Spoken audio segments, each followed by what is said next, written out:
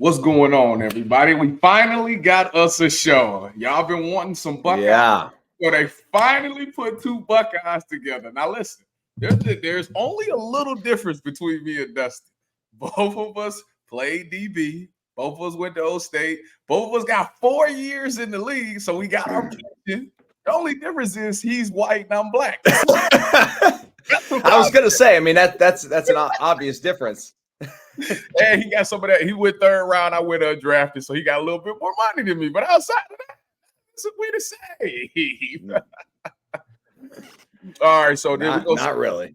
We're gonna start this off. Obviously, the Buckeyes got their first game under their belts. You know, it's been a lot of talk and speculation about what things are gonna be like, and it was nice to finally see these guys go out there and perform. Obviously, they played Akron 52-6 was the final score. Not gonna lie, things started off a little tricky. It's a little tricky.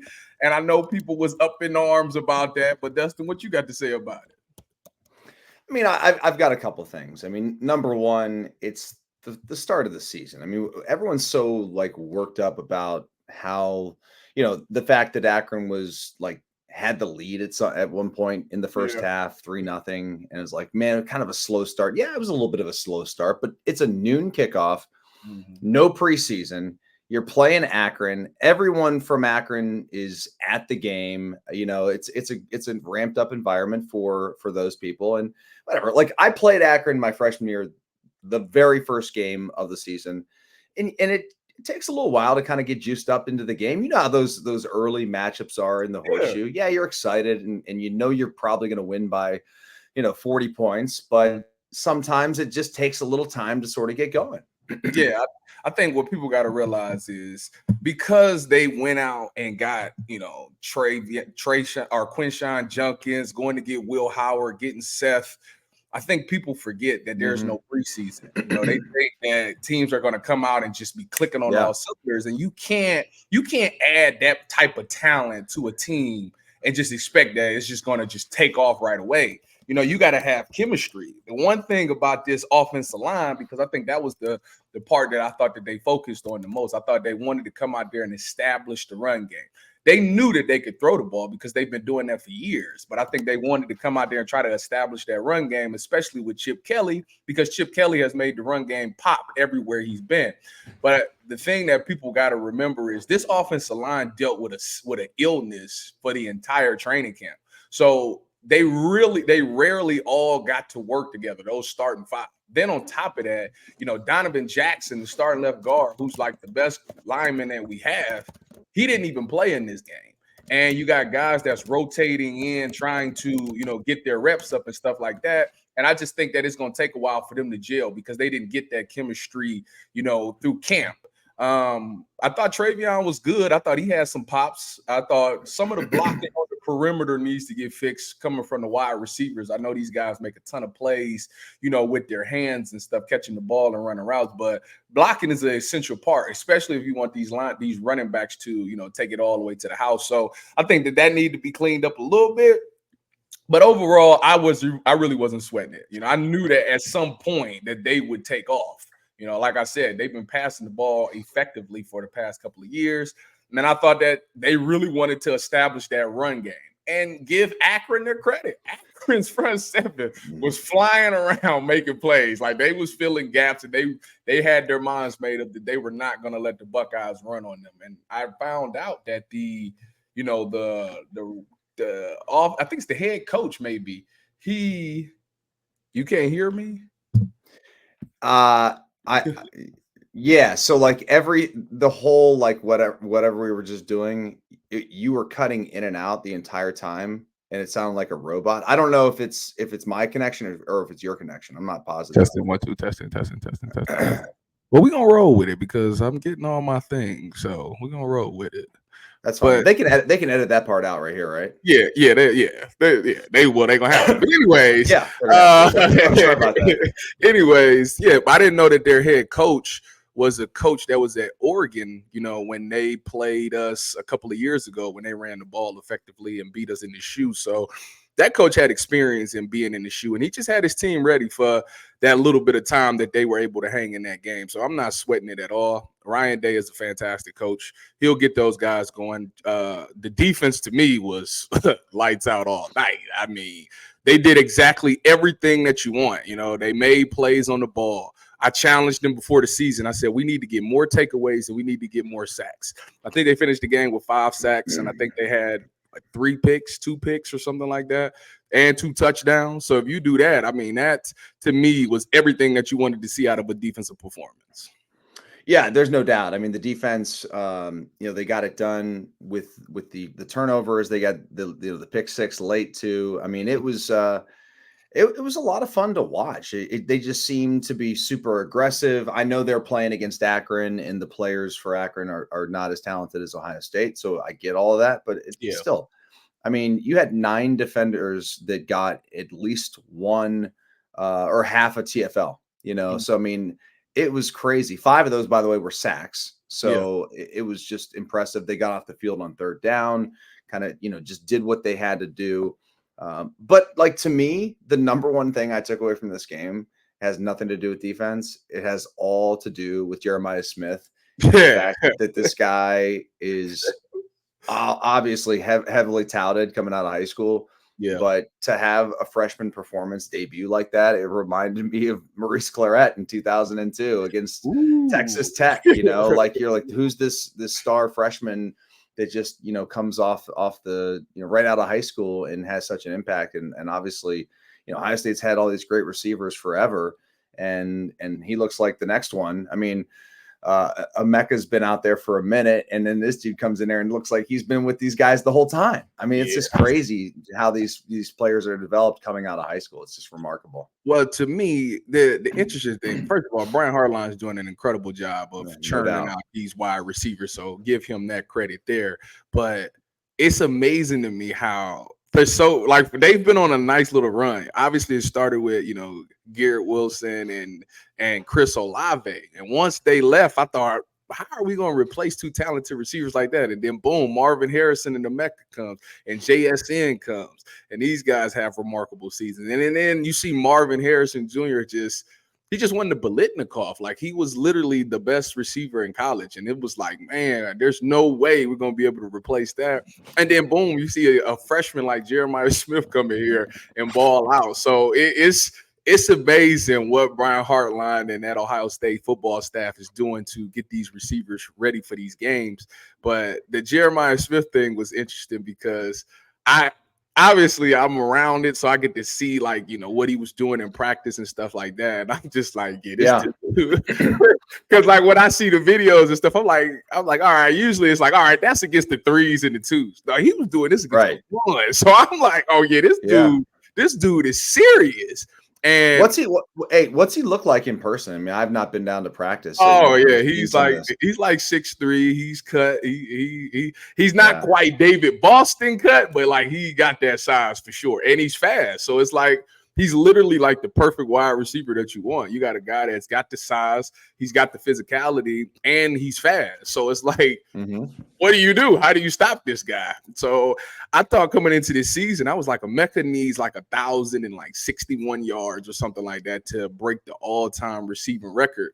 And I'm thinking to myself, if JJ gonna play like this, like that, actually it could help. It might start off slow for Emeka, but if JJ continues to play like this, obviously defense coordinators have to shift their game plan and try to stop him, which would probably free Emeka up. So I'm interested to see if he actually does those 1,000 yards this year to break that record, because and JJ dropping that tunnel screen was probably the best thing that happened to him, because 1, he would have been 88 not the gate. That would have been a touchdown. And 2, I think it caused him to lock in more for the rest of that game. He was like super focused because it was such a layup. Like, who drops the screen? And I guess maybe the jitters was on, but after that boy turned into a demon out there. No doubt. So let's also talk about because we're talking about the offense a little bit here. Will Howard, debut against Akron. Obviously, we know about his past. He's been a heck of a player at Kansas State, but comes here to Ohio State. I thought he looked like good. I thought it Yeah. wasn't like spectacular, but it was certainly serviceable enough to get the dub. I thought he showed all the things that we kind of expected. Like, he looked like a veteran Mhm. playing the quarterback position. I didn't think he looked like a freshman. Obviously, he's not. Yeah. But I was encouraged by the way he kind of bought himself time in the pocket. He was able to extend some plays. Mhm. Yeah, I mean, overall, I mean, I thought it was a pretty solid performance. And obviously, we'll talk more probably about the offensive line and some of the woes they've got and how they want to try and improve. But I think overall, it was it was solid. Yeah, I mean, it's not like he went out there and threw 300 yards and 5, 6 touchdowns or anything like that. No, it Right. wasn't that. But what I wanted to see was, I thought that obviously the quarterback is one of the most important positions on offense. Yep. And I just wanted to see how he managed things. Like, I knew at Kansas State that he said it was at times where he felt like he had to win it by himself, because he felt like, he just didn't have the talent necessary to get things done. And I wanted to see what role he took. A lot of people was like, you come here, you got all these weapons around you, you just got to get the ball into these guys. And Hmm. I wanted him to go through some adversity, because I wanted to see how he respond. I knew that if he had that DNA built up from Kansas State, to where he was like, I can win it if I need to. Like, that's what you got to have that in you to play quarterback here. And I thought, once that run game wasn't working, like once they seen like Akron's doing a good job, and they was like, Will, we need you to, start making some passes. I thought he answered that bell. I thought all of his passes, besides maybe a couple, were pretty much accurate, was right where you needed it to be. And, when you got the wide receivers that we just talked about, you just got to put it in that area, and these guys are going to make plays, which is something that I think he found out in the spring. He threw up the ball a couple of times, and he's seen his guys go make plays. So, to me, I like him distributing the ball, getting the ball to guys, but I also like the fact that he used his legs. That was one of CJ's big knocks, that he wouldn't run when it was like wide Hmm. open, like 10 yards full of grass in front of him. He was still Yeah. trying to throw the Yeah. ball. But I like the fact that he tucked it. Now, he's not Justin Fields, that he's a burner or anything like that, but he's more like a JT, where he's got the speed to hurt you. It's not going to kill you, but it can hurt you. And he picked up some good yards with his legs. I want them to put more quarterback run into it, because Ryan Day has talked about this entire offseason. Oh, our quarterbacks have to be able to run the ball here. So I know that that's coming. Um, Obviously, they'll have Western Michigan this upcoming week, and they gave Wisconsin a nice run for their money. So, with that being said, I'm sure we'll see more stuff from this offensive standpoint. I just want them to get that run game going. So, but overall, Will Howard is perfect for this system. Not doing too much with his legs, getting the ball to his guys. Man, can just be the command that huddle and keep everything at ease. Because I think at times when you start struggling, Hmm. you start struggling Yeah. on offense. It's like people are like, oh, what is this? But I thought he did a good job of keeping everybody bought in. He didn't lose nobody. He kept everybody in there. I thought the game plan was solid to keep getting people touches, to keep people interested in the game and stuff like that. So I think that it's going to be good. It's just it's got to grow. It's got to get better week to week, and I think it will. You bring up talking about his athleticism, and the one thing that I do think that we'll see more of as we go throughout the season is his ability to be a dual threat quarterback. Because like Chip Kelly, it seems like almost everywhere he's been has had a quarterback that can obviously take off and go. And with his size, like I think that's going to be something you're going to see probably a lot more of as he gets more comfortable in this Chip Kelly offense. Because again, I think that he has all of the ability to, I mean, 6'4", 235. I mean, that's the size of this guy. Mm-hmm. And if he can obviously, pick up those, 3 to 4 extra first downs a game from the quarterback position on whether it's designed runs or, improvisation, that's going to be just so huge for this offense. And, I thought you also made a good point too about Emeka and just how like things are going to start to open up for him as these other targets, including Jeremiah Smith, continue to draw attention. Like I don't think anybody from, well, obviously Akron doesn't have tape on some of these guys, but now as we start to get into Big Ten play here throughout the rest of the month and into October, I think everyone's going to be like understanding, okay, where's number 4 at too? We don't got to just worry about number 2. We got to worry about number 4 as well. So that's going to be kind of fun to see as we get going here into Big Ten conference play. Well, speaking of, let's talk about, you and I have both been a part of national championship teams. Obviously, 2014, you were 2002, which, you know, y'all get a lot more love than us. And I don't understand what that's about, but I'm not even going to go in there. I'm not going to go there. When you look at this team, you know, obviously we're only one game in, but you've read the storylines and you've some stuff through training camp. You know, what is it?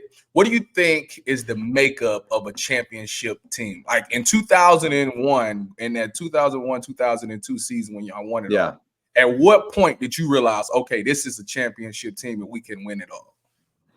Well, that's a good question. I don't know that we necessarily knew we were a championship caliber team until probably, you know, later in the year. You know, once we sort of got into November, you know, we had so many tough games that season that really came down to the final possession or went to overtime, or we were on the verge of losing in the fourth quarter. And I think that as we got through the year, and certainly some of those games later in the season, when we started to show that resiliency, that's when I think we started to believe that it could be a team of destiny. But beyond that, I also think that you have to have this certain level of toughness, but also you have to have great leaders on that team. And that's what we had such great senior leadership on that team that allowed so many of our young, talented players to come into the program, like a Maurice Claret, like myself, who was a sophomore. Like, we had great leaders that provided you know, the way of how to be a champion. And so that was what we had on that team. Obviously we had tons of talent, but so did Miami. Miami may have had more talent, which is kind of crazy to think about when we had every single player on defense drafted. Pretty sure they did too. So you know, so you got to have talent. So those little things that make the difference are, you know, leadership, coaching certainly makes a difference. And we had some ridiculous coaches as you did as well in 2014. Yeah. Okay. So for me, you know, in 2014, I realized that we were able to win the championship.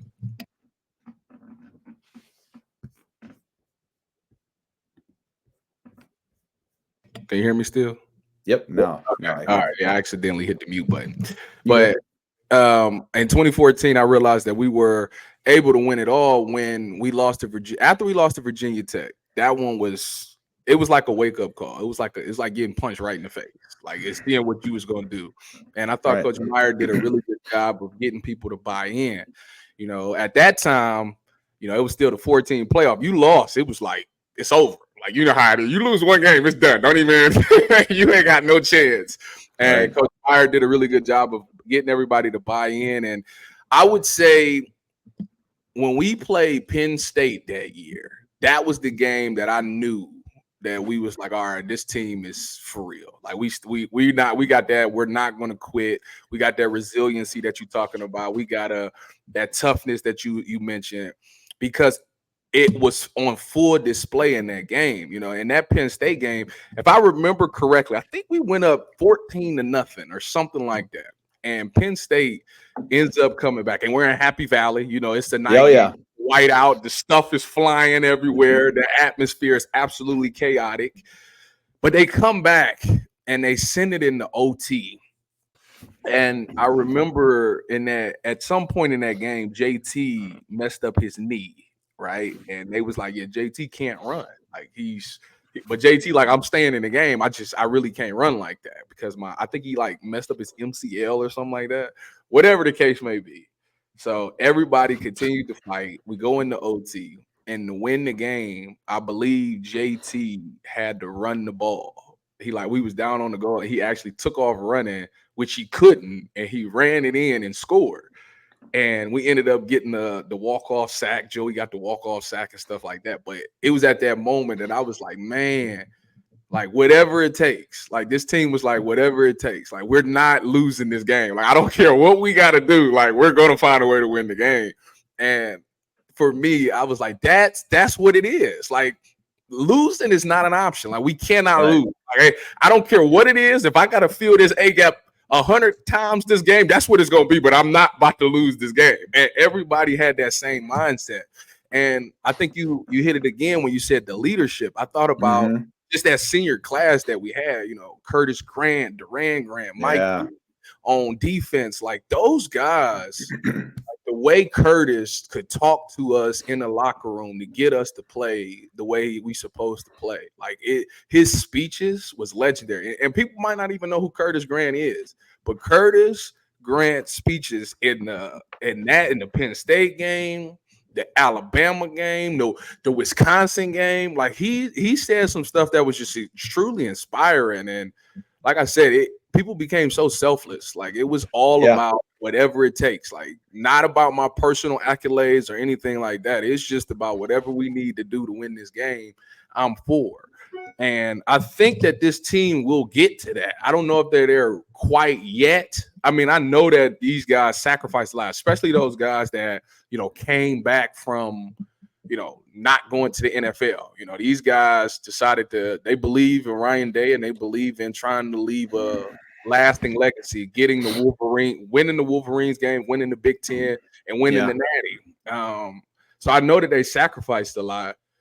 I just gotta defensively, I'm not worried about it. I think the defense will be fine because you can see in their play. And on top of that, they only got like one new guy, and that's Caleb Downs. Everybody else kind of is. And he's a beast. Exactly. So it's more offensively where they got to figure it out because you got all this talent over there, but everybody's not going to ball every game. Everybody's not going to get the touches that they want every game, and you have to be okay with that. And that's hard because you got a bunch of guys that's going to be draft eligible this year that want the statistics so they can go first round, and you got to try to figure it out.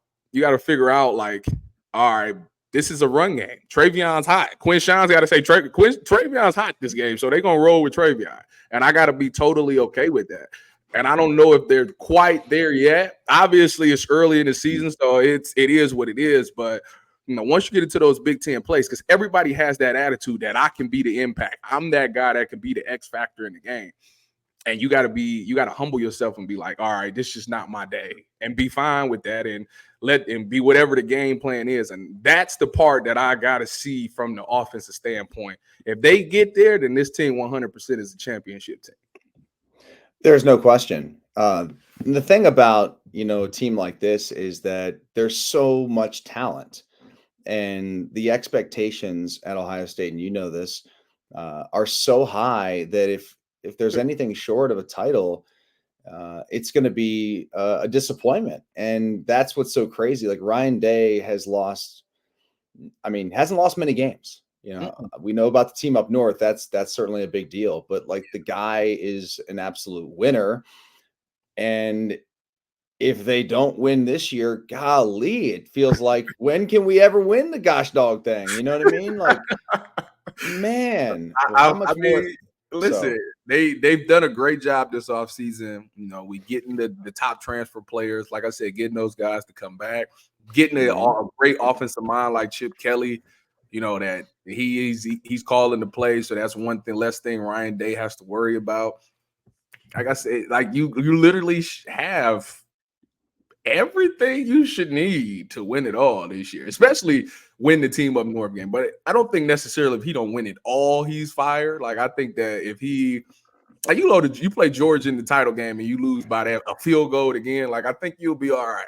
I think you'll be fine. Even though a lot of people want to win it all, I think it would be all right. We could give him another year type thing, but he falls short of the other two. I don't know. You better beat the team up north. That's for sure. You better beat those guys, and yeah, we can sort of live with the rest. I guess. Getting to the playoffs great, but it's not as impressive anymore because it's a 12-team playoff, which is amazing. I love it. Gives you a chance, gives a lot of teams chances, to stay in it. Unless you're Florida State, by the way. Yeah. Sorry, I don't know why they caught a stray there, but no, I just feel like this year is going to be a special season, and fun to watch, man. I'm really excited to see what Chip Kelly is going to bring to the table as they get more comfortable in the offense. You start to get your offensive line healthy here, maybe even headed into this week. So we'll see. Yeah, we like that. Ain't that the case?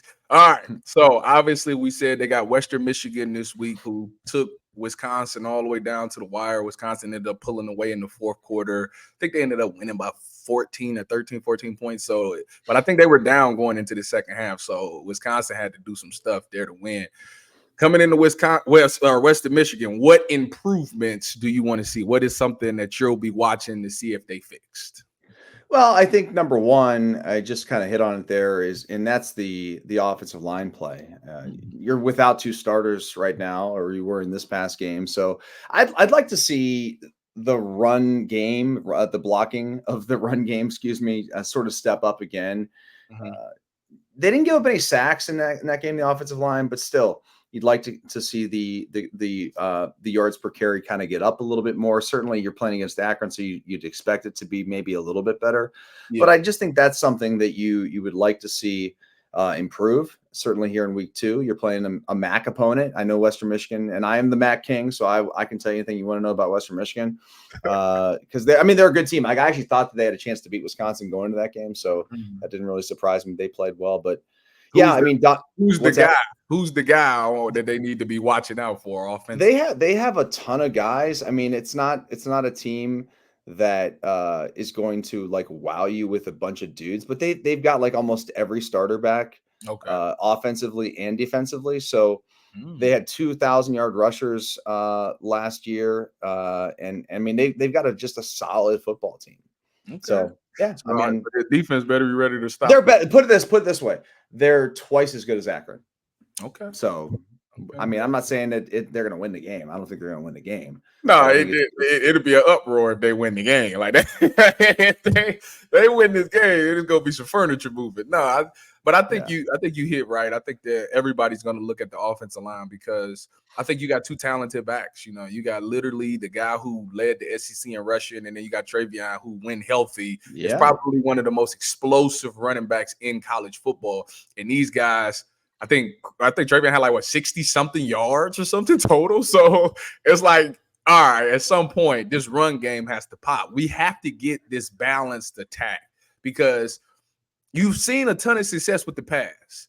But as you know, once December hits and as you get later in the season, once these tackles and these linebackers' bodies start to get worn down, you have to be able to impose your will by running the football because a lot of guys don't really want to tackle like that. They're not as quick as they was at the beginning of the season. And for you to have a 1-2 punch, first of all, you're keeping hits off of each other's bodies, so they'll be even fresher down the stretch. And I think that you got to be able to run the ball. I think the most successful teams run the ball. What was the Wolverines' number one thing? They ran the football very successfully last year. And when they got to the championship game, Washington had no answer for it, you know? So I think that that's the thing.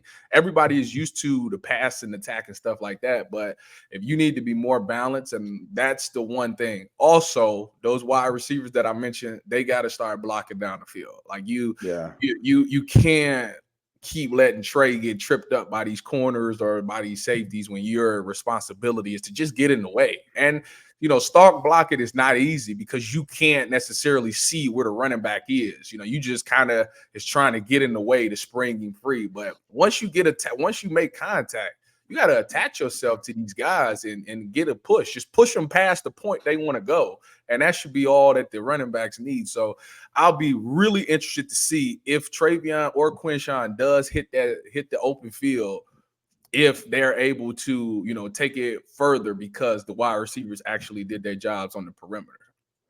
Yeah, and the other thing too with the running game is you got to give these guys more opportunities. Like Travion only had 8 carries against Akron.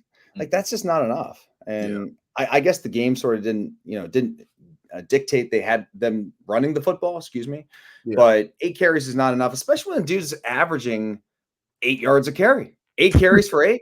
Okay. Well, how about 20 for 8 for $160? And I would like to see some of these young guys get in there. I thought Akron was going to be the perfect game that we got to see, you know, a Julian Sang or Lincoln King Holtz or Aaron Nolan at quarterback, or, you know, obviously some of those guys, some of the younger guys got in towards the end, but I wanted them to at least get like third quarter and all of the fourth, and I don't think we got that. So hopefully these guys come out, now that they've gotten a game under their belt, they've experienced college football, they've played with each other for a game. Like, hopefully that these guys come out and run up some numbers real quick so we can see some of those young guys. But you said Western Michigan is 2 times better than Akron, so we'll see. Yeah, I mean, Akron won 1 game last year, or 2 games, I believe, last year. So I think that they're better than Akron. They're not going to win the game. I think that they'll probably, like, for example, Akron didn't score a touchdown. I think Western Michigan can get a touchdown. There you go. How about that? Yeah. Okay. Well, we'll be on the lookout for that. Well, I think that's about all the time that we got this week. We'll be back every Wednesday with some more Buckeyes talks. Give me your prediction, final prediction, score prediction for the Buckeyes this game. I'm going to say exactly what I just said. I think they're going to get 1 touchdown more than Akron. So I'll call it 48-13. How about that? That's actually a respectable score. I'm going to say 45-17. I'll give them 2 touchdowns. 45-17. Okay. That's my I think that. Oh, Buckeye Nation will be pissed off with that. Oh, we gave up 17 points to the Broncos. Hey, listen, somebody might slip and fall or something like that, and it's gonna lead to an explosive play. So that's what we'll call it. All right, y'all. We'll see. We'll catch y'all next week after the Buckeyes are 2-0. Peace.